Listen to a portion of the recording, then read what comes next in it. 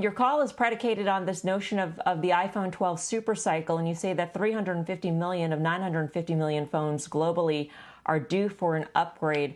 What assumptions are you making in terms of what percent get upgraded and what the impact of COVID could be on those sales? Yeah, no doubt. I mean, right now, I think it's almost a once-in-a-decade opportunity for Apple in terms of what we're seeing in the upgrade cycle. And right now, we're only looking at 200 million. So I think when you start to look right now, part of what you're seeing with the re-rating in the stock, it's services, but it's really what I believe is a super cycle on the horizon. Just given the pure 3.5 years, you have 350 million that have not upgraded their iPhones. And I think right now, this is a drum roll to what I believe, not just a $2 trillion stock, we have bull case 600. You say China is a key ingredient. 20% of those iPhone upgrades are going to come out of China. And I'm wondering, Dan, how you factor in a potential ban or the executive order ban on WeChat and potentially TikTok in China. I mean, if Apple, for instance, is forced to take TikTok and WeChat out of the App Store, how many of those upgrades will actually happen in China? Or will consumers opt to buy other phones where they can access WeChat and TikTok for that matter, but WeChat more pointedly because that is such an important app in China?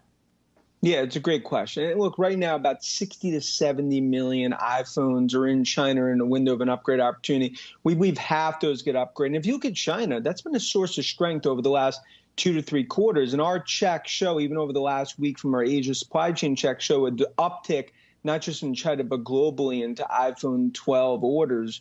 You know, but ultimately, right now here, we do not believe that they'll be forced to do that in terms of on the WeChat side because it's sold in China.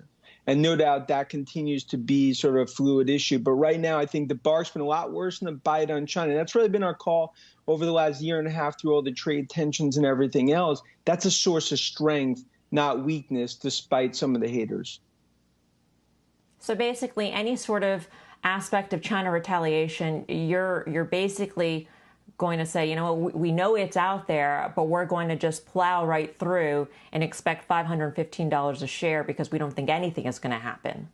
Well, we factored in about 10 to 15% of Chinese consumers don't ultimately upgrade their iPhones. But I look back at the last year and a half.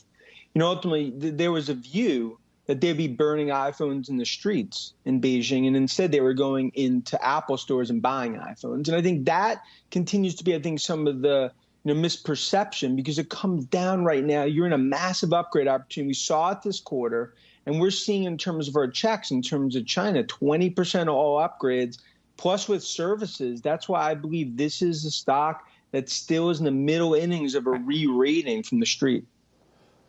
Dan, are you in any way concerned by the massive recent run-up in the share price? And even if your long-term target's 515 or whatever it was that you said it is, do you think there could be some short-term pain? And to what extent has that recent surge in the last 2 or 3 weeks been driven by the stock split and perhaps the possibility that people are extrapolating too much from what that might mean?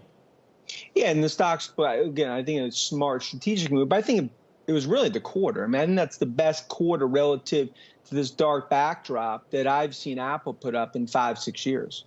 And I think what we're starting to see, you could definitely see some choppiness, especially on headline news, but it really comes down to 350 million of 950 million iPhone worldwide are in a window of an upgrade opportunity. Combined with services, which we believe 7 to 750 billion, right now, this is sort of a golden age for Apple.